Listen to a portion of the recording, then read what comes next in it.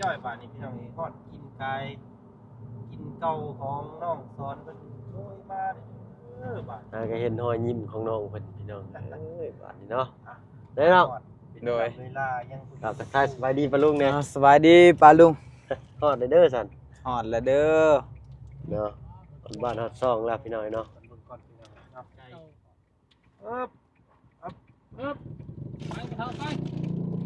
อุ้ยพอแล้วเห็นยังกูจับสากกูเรากำลังกินข้าวอยู่จับสากลูกชายมาบ้านนี้ได้มาแล้วพากันกอดข้อกันให้เบิ่งเรื่องหน้าเด้อไปเปิดประตูลงไปกดนะเอาก่อนไอ้ยืมต้องยังนี้ดีไปทางซ้ายไปทางตู้พอเพิ่นลังเด็กกันเท่าเราก็เมื่อยได้พี่หน่อยเนาะ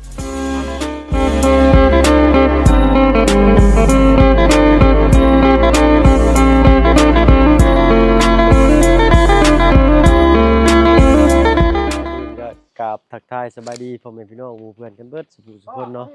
ว่าฝั่งไทยฝั่งลาวแหละกับฝั่งทางประเทศก็ยินดีต้อนรับเข้าสู่ช่องบ่เพิ่งเคยหลายคือเก่าพี่น้อยเนาะมื้อนี้เนาะมาฮอดจอดถึงแล้วเด้อเนาะบ้านสะแล้วเนาะเมืองสิปูนแพงสวรรณเขตพี่น้อยเนาะเอาเครื่องมาส่งของคอยถามพี่น้อยเนาะฮอดแล้วเนาะโดยทางตู้พอเพิ่นกับพี่น้อยเนาะฮอดก็บ่ได้เว้าหน้าเว้าหลังพี่น้องเนาะเอาของลงจากรถก่อนเนาะเอาปึ๊บเอ้ยเนาะครับล็อกเอียงเบิ่งอยู่มียังหั่นสมพันธ์พันของลูกสาวเพิ่นเอาพอดอย่างแรกเลยเฮาก็เอาปลากับน้ำแห้งลงจากรถก่อนพี่น้องโอ้นักเลยตัวนี้ได้ล่ะลงมาจับกุดเอาเตียงก่อนเนาะโดยเอาเตียงก่อนโอ้ได้ยังกินตุ๊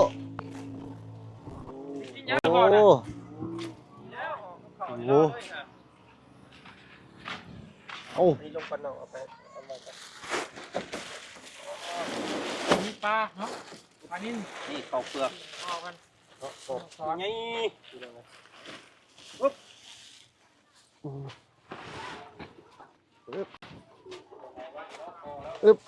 เอาเด้อประตูเด้อปลากับเป็นยังกระตุปลากับสมพันธ์เนาะมันก้อยพันมันก้อยพันนะก้อยพันกันพอยเบิดแล้วบ่ของเจ้าที่นั่นรถหมดแล้วเด้นี่เอาม่วงไปเบิ่งตัวนั้นก่อนเนาะเลยผมคั่วเฮาหุ่นพี่น้องเอ้ยม่วงเอา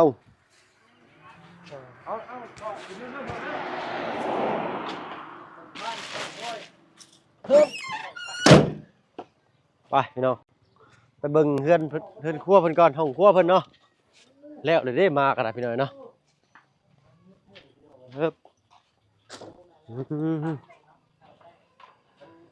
เด้อน้องโอเคบ่โอเคงามบ่งามเนาะมักบ่มักอ๋อเท่าเดี๋ยวเนาะ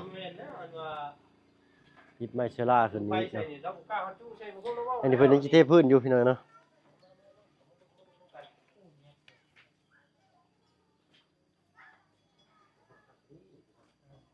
นี่เนาะ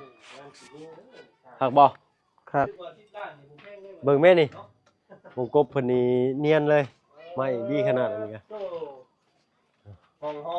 รอถ่าน้องสอนอยู่เนาะคันว่าสิเป็นเจ้าสาวให้น้องคนนี้พี่น้องคันว่ายังบ่มาอีก2มื้อนี่ผู้ดีแล้วเลยนี่เนาะก่อนอื่นจะต้องถามเจ้าของเพิ่นก่อนว่าเป็นจังได๋พึงพอใจบ่ได้แบบที่เฮ็ดให้น้องเพิ่นเนาะน้องมาพี่มาพี่มันมืดแน่นอนว่าซั่นเนาะงามอยู่บ่งามเนาะเงียบเนาะนี่แต่ให้เจ้ามืออื่นเนาะพี่น้องเนาะพากันขุดเอาขี้ดินข้างนอกเข้ามาให้มันเพียงรับลายไปเลยพี่น้องเนาะหลายแล้วเติมแล้วหลายแล้วนี่เนาะลึกได้นี่จะเอาชายเพื่อนบ่ให้เพื่อนเนี่ยรถ800,000 รถหนึ่งยังไม่ได้พอเลยรับสองเลย ใส่ขุดกันเนาะ ขุดกระดินแล้วบัดเบิดแต่พี่น้อง ขุดแทนมันเป็นน้องมันขุดเนาะ ออกมาลองคนข้างนอกมันเนาะมันยกขึ้นสูงครับดีพี่น้อง โดย เนาะ อืม เพราะว่าเพื่อนเรามันบุเพียงก็ต้องปรับระดับใหม่แล้วก็เพิ่นที่ออกมาให้อาจารย์บอกเพิ่นว่าประมาณนี้เนาะ กันเปื้อนบ่ เพื่อนออกมาประมาณ60 เซนออกเพื่อนนี่อีกเงียบๆเนาะไปลองเพื่อนก่อนน้องเลย จับเหลี่ยมมันบาดมัน เนาะชัดนี่ เนียบลีเนาะเพิ่นเห็นเนาะการทรงการสาบ เยี่ยมระวังเด้อบังคลาเอ้ย โดยมัน ตลาดหัวโป๊ะเขาหันพาเพื่อนนะ มันคมบ่ เหลี่ยมคม เพื่อนน้องนั่งน้อยนี่คือว่า เยี่ยมเนาะ เยี่ยมโน่นในชานี่เห็ดเพียงพัก สั่งชมสื่อสั่งปูนอะไรนี่เนาะ โอ้โหเกินพ่วงคาดไหมตัวทีมงานที่ขาลงดีเนาะ โด เอา ย เสงียบพูบให้น้องเพิ่นจักบาทได้ฮอดเฮือนฮอดชาติแล้วเนาะน้อง ได้ เอาเนมสิอ่ะนี่น้องเลยได้ดอกไปแคปเอา ประตูเพิ่นเอาประตูแคปอีกเนาะเอาเพิ่นบ่ได้ตัดได้ประตูนี่พี่น้อง ยาวเลยเนาะ รุ่นเดียวรุ่นเดียวนี่แต่รุ่นเบิ่งไม่ใช่ลาบอ่ะสิเบิดจักแผ่นเนาะสิได้แอมไม่ใช่ลาให้น้องเพิ่น โอ้สูงได้นี่บ่แม่นบ่สูงได้นี่ไฮเซล่านี่ สูงระดับประมาณ30เนี่ยคาดไว้นะ30แผ่นเอาสีแดงเนาะน้องเนาะ โดย แดงอ่ำๆแดงแบบคือสังกะสีนั่นแหละเอาซักโอ้งามเนาะ สีแดงเป็นสีแดงมันยังก็ต้องสอนฮะเจอว่าสีแดงยังก็ ชีแดง สีแดงแทงใจ อืม สีแดงแทงใจ ใหญ่เนาะ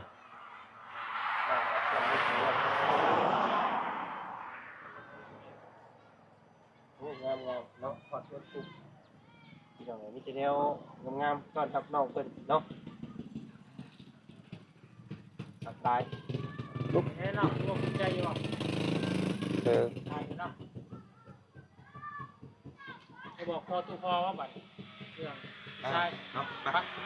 ปแล้วที่น้อง ลองรับฟังกันปะ งามหลายต้องคิดหลายน้องเอ้ย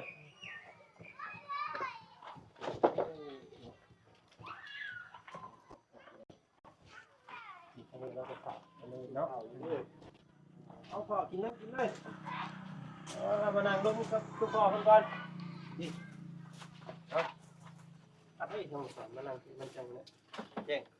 นั่งให้ทีมงานทำอยู่พุ่นต้องกินข้าวปุกวันนี้เลยทุกพ่อคนเดียว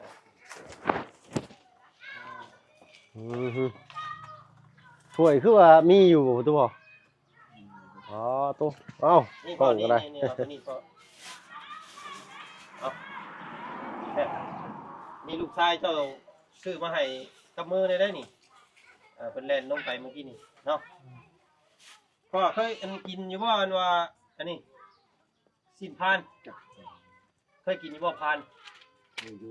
เคยอยู่เนาะ เคยแต่บ่เคยแล้วอยู่นี่ยิงเลยอันน่ะบ่มีอยู่นี่ เบิดเนาะ ตะกี้แต่ก่อนมีอยู่ ทางมาบุญสารวัตรเป็นแวะกระโดดลงทางซื้อให้เมื่อกี้นี่เพียงดูความอยากของกินใช่มันห่อตรงกล้วยชื่อจักเนาะโอ้นี่ดิ โอ้หลายอยู่ เวลาอยู่น่ะ เอาลองน้องสอนกับอิ่มแล้วน้องสอนเนาะ อืม กินพวกมันช่วงค่ำพวกไรน้องเพิ่นจังสิกินตื่นอีกเนาะใช่นะพินมาหาพ่อเกี่ยวดีกว่าขึ้นนั่งสมาธิด้วยก็ได้เอา เห็นพ่อ2-3มื้อสิอายแล้วบ่นี่เนาะโอ้ มาย เลยนะสอนความให้พ่อฟังเนาะว่าไปยังมื้อนี้พ่อยังมา ไปยามสงครามอืม เยี่ยมแล้วพอยเนาะไปเห็นหน้าเห็นตากันแล้ว ดี บักอ้วนๆหนึงเราบาดนี้ตัวปุ้ยอยู่ขาวกับขาวหน้าเด้งอยู่ดีมีแห้งอยู่พอยเราก็ได้เนาะ แล้วเจ้าเอายังให้เราเนี่ยบอกว่าเนาะ ให้เราเงินกับหยังข้าวเปล่าหนึง เขาสารสอบนึง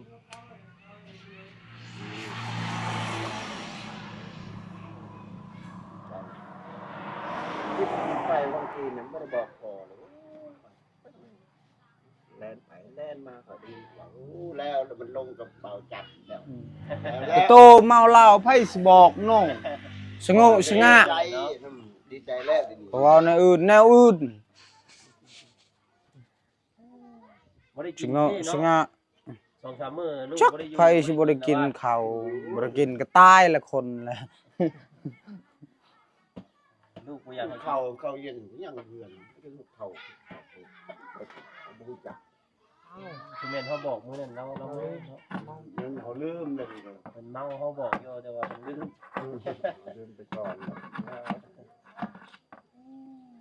แหละดาดน้ำปลานี่เจาะนี่บ่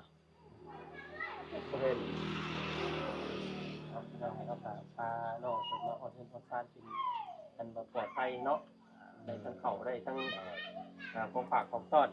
ทั้งบ่บุญเพิ่นเอาอันนี้ยังอีก ปลานิ่นเนาะ โธ่เก็บได้กินนี่นกตอนให้พ่อกินนี่เป็นที่แซ่บปลาตัวใหญ่นึงนี่พี่น้องเอ้ย ดีใจแล้ว เอากิน ข้าวแล้วก็เนาะ ตำแจ่วหมกพริกใส่ข้าวคลุกเลยถ้าบ่เฮายังบ่มานี่ก็เราก็สิได้จิ้มอันนี้แหละมึงเดือนแล้วแจ่วพริกเตียว โอ้เสียบ่วุ่นเท่แล้วเนาะรอเลยเนาะ มันเลยรอแล้วเข้าไปมายังรออีก แต่ว่าให้น้องเพิ่นพักผ่อนกันพี่น้องเนาะนั่งรถนั่งล่างก็เมื่อยอันนี้ก็ได้ให้ห้องส่งแตกเนาะไปเยี่ยมอ้ายเพิ่นก็แต่ถือว่าน้องเพิ่นก็เช้ามาเบิดมื้อเลยฮอดทางเลยพี่น้องเอ้ยบ่ว่าโหจานำผู้ใดเลยเนาะ บ่เป็นหยังน้องเอ้ยเนาะอ้ายก็ไปวัดดีให้เศร้า ดีใจพ่อก็ดีใจจ้ะ มีแต่ว่าเราอยากมาเนาะ เพราะว่ามาก่อนมีคน หายก่อนเนาะประมาณ6ปีซะก่อนยังบ่ได้เพิ่นกล่าวว่าเพิ่นขาดก่อนไปใครเอาเพิ่นมา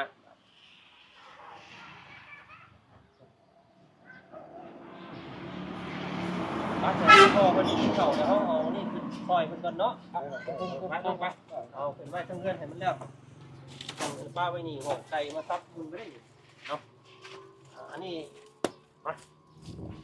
ระวังเด้อระวังมันลุยปุยเด้อ มีข้าวเปลือก ขอเปลือกให้น้องเพิ่นไปซีเอาเองพี่น้องเอ้ยเนาะปึ๊บไปเป็นจังไดบาดนี่เอาแบบไหนเอาแบบผู้เดียวได้บ่ โอ้ เอามา ขอลบทางก่อน 1 2จะพาไปน้ำมูลพุ่นแหละเขาหน้าเอาตรงนี้ ข้าวได้ข้าวทางบ้านแล้วเนาะ เขา ทางบ้านเพิ่นจะเป็นข้าวแบบคือข้าวไรบุรีนะเนาะข้าวเหนียวแต่อย่าคือข้าวไรบุรีนะ เขาให้ น้องลงมาเอาตัวนี้ต่อเอาโอเคละไปโจมซอยน้องมันแนมน้องเมื่อยเด้อ โอ้ยป้าเขาอันเขาซานไว้ให้เนาะ มาน้องชอนมาสองคนเด้นี่ฮะคนเดียวบ่ได้ได้เอวหักได้เนาะเฮ้ยอู้เอาตัวนักไปซื้อสู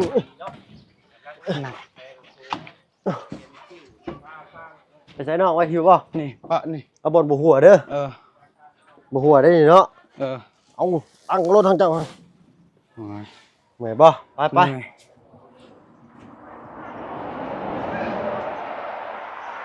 กระฝนหัวใส่นี่เปียกหมดเด้อ นี่แล้วเนาะบันไดนี่ โดย เรียนเมมพวกบันไดให้คือว่าทุกทีก็พักไปแหละเนาะ โอ้โอ้ขอบมุกขอบใจหลายๆจ้ะโทรศัพท์ดิให้น้องเพิ่นเลยบ่ เอ๊ะน้องเพิ่นเอาที่สินไว้ก่อนลงมาใหม่ว่าเขาไปอยู่ซะอยู่ไสจังไดเนาะแรกเลยคือฮอดบ้านเนาะบ้านเฮาถึงว่าที่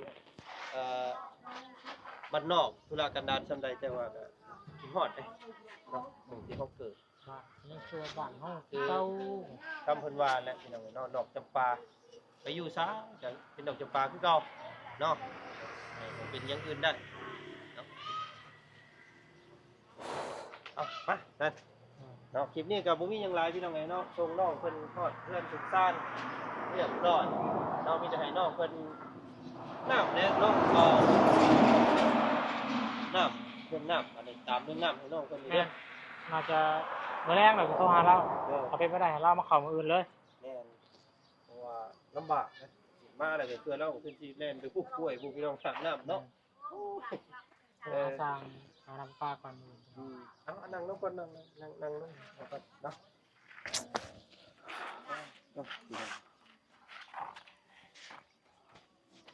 เป็นที่ใดความรู้สึกเนาะมาหอดเพื่อนหอดซานเรียบร้อย ดีใจ ดีใจเนาะ อืม ได้มาอยู่ภพภูมิลำเนาอันเก่า โดย เนาะกินหอดบ้านจ้อยเดียวพี่น้องเนาะเพิ่นเป็นไง โดย ตลอดปลอดภัยเนาะเมื่อยบ่นั่งรถ เมื่อย เมื่อยเนาะ เว้นหัว ฮะ เว้นหัว หัว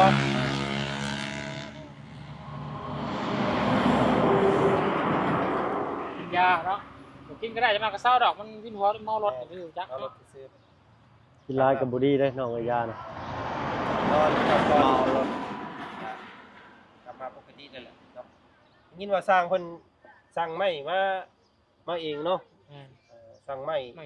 48 18แล้วก็ปูนแดงเพิ่มอีกแล้วก็จะต้องไปจ่ายค่าหนี้เพิ่นอีกได้อีกทีเดียว ไปเบิ่งบินอีกเท่านึงสร้างเพิ่มเติม ระวังงานเนาะเงียบอ๋อหรือเด้อบ้านห้องหอเจ้านี่ข่อยบ่กล้าเจ้าฮอดให้เจ้าอันจู้ไผใส่บาทนี่ อืม เนาะ อืม สิได้อันพาพ่อกับเจ้าน่ะลงไปนอนพี่ก่อนเนาะ อืม ช่วงที่เพิ่นมั่งหลังคาเปลี่ยนหลังคาใหม่ก็ต้องฮุบลงไปพุ่นก่อนครับแล้วก็สิให้สร้างเพิ่นมั่งไปทีละตอนไปเพราะว่าช่วงนี้ฤดูฝนเนาะเสื้อมั่งเบิดรถฝนก็นำลงมาป้าเป็นเพื่อนเบาจันทร์ภาค2อีกแล้วเที่ยงเลย หมดยอดเลยเนาะ เด็กตอดยอดแล้วนะเนาะ โดย ดีใจกันเนาะ ไทยดีใจน้องคนละลายเนาะ เอาสันลาพี่ละน้องกล้องของเบาจันทร์ก่อนก็ได้เอา โดยสบายดีป้าลุงก็ บอกป้าลุงแน่เนาะฮอดแล้วสัน ฮอดเฮือนแล้วเด้อป้าลุงเอ้ยกับ FC ทุกคนมาฮอดเฮือนแล้วมื้อนี้ ขอบใจเพิ่นแน่เพิ่นตามมาส่ง ข ฮ อ อบ ด ใจ ที่เลย ขอบใจละลาย ยังจูนอยู่พี่น้องก็ยังจูนอยู่เอาน้องเพิ่นเข้าใจน้องเพิ่นอยู่ เด้อ เพียในการนั่งรถแล้วก็กับประกอบกับเพิ่นไปพ่ออ้ายเนาะ เด้อ ก็เลยบรรยากาศเศร้าๆเนี่ยเดี๋ยวเฮาสินั่นแหละแจ้งทั้งน้องสอนตื่มน้องออนตื่มเนาะว่าพวกเฮาไปเยี่ยมไปยามเด้อสันติภาพเนาะว่าเราสิดีใจซำใดได้ยินข่าวผู้เป็นผัวพวกเฮาก็ลืมเนาะปีนี้ลืมเอาเบอร์เพื่อให้พ่อหรือว่าทางเมียอยากโทรล้มโทรหยังนํกันโทรได้อยากเนาะ มื้อหน้าเนาะ มื้อหน้าเดี๋ยวเฮาแล่นไปให้จะเอาเบอร์ไว้เพื่อมีโอกาสได้ให้ทุกเจ้าได้โทรล้มกันเพื่อเราสิฮอดกันแห้งๆ ลูกน้องสอนน้องออนเพิ่นก็น้องคอยเบาเบามา เอาลาก่อนซะน้อง โดย ส ส บาย วัส ดี ดี เนาะขอบใจหลายๆเด้อ สวัสดีป้าลุง ขอบใจหลายเนาะ โดย มาส่งให้เราซ่าน โดยแล้วก็สบายดี FC ทุกคน ครับผมก็เลยก็ได้เนาะ ฮอดเฮือนแล้ว ไปพักไปเช้า โดยสวัสดี สวัสดีสู้ สู้ อันคิดฮอดทางบ้านได้เลยบ่อีกเด้อ ๆโดย สิพาไปเล่นอีกบ้านนามีโอกาสบ้านนาวันไหนเนาะน้องเนาะ โดย อ เจ้าก็ไปหาอาบน้ำเอาในมาหาพักผ่อนนอน โดย เนาะตื่นเช้ามาจังคิดหาเวียกหางานเนาะ โดย เนาะสบายดีลาปลาลุงก่อนน้องซอนเนาะ สวัสดีป้าลุง เนาะ สวัสดี FC ทุกคน ที่คอมเมนต์กดไลค์มา เนาะ ขอบคุณหลายๆสาธุ เนาะเอาขอบมุกขอบใจทั้งน้องซอนเป็นหลายๆสู้ๆน้องเอ้ยน้องให้น้องเพิ่นไปหาพักผ่อนก่อนเนาะว่าให้น้องเพิ่นเมาหลายบ่ได้น้องเพิ่นเมื่อยแล้วพี่น้อยเนาะ คิดว่าเพิ่นสิบ่เมารถพี่น้อยเนาะเมาคือกันเนาะถ้าว่าเฮานอนในรถนี่สิเมื่อยเด้อพี่น้อยเนาะโอ้ฟ้าฝนก็สิตกพี่น้อยเนาะทางเฮาก็มีแต่สิไปหาบ่อนพักบ่อนเช้าและบ้านนี่พี่น้อยเนาะเอาก็ขอมุกขอบใจที่เขามารับมาชมคลิปนี้นํกันพี่น้อยเนาะถ้าเว่าผิดพลาดประการใดก็ขอโทษขออภัยนำหลายๆเนาะเอามาฮอดจอดถึงเป็นที่เรียบร้อยพี่น้อยเนาะก็ถือว่าป้าลุง FC ก็ให้ความสนใจกับเคสน้องซ้อนนี่ล่ะพี่น้อยเนาะแต่การน้องซ้อนเป็นเคสแรกที่ว่ากลับมาเฮ็ดให้ใส่หน้าซอยกันพี่น้อยเนาะเอ้าขอมุกขอบใจทั้งน้องซ้อนหลายๆนะเฮาก็บ่มีหยังตอบบุญแทนคุณน้องเพิ่นก็มีแต่ข้าวสารคนละกระสอบเนาะข้าวแต่ก็มีข้าวสารซองเนาะกับมอบให้อ้ายเพิ่นสอบหนึงพี่น้อยเนาะเอ้ามาฮอดก็ต้อนรับกับอันครัวห้องครัวน้องเพิ่นเนาะก็ถือว่าโอ้งามคักแน่พี่น้อยเนาะสำหรับคลิปนี้ขอตัวลาลงแล้วพี่น้อยเนาะพบพรคลิปหน้าเอาเป็นว่าสำบายดีเจ้า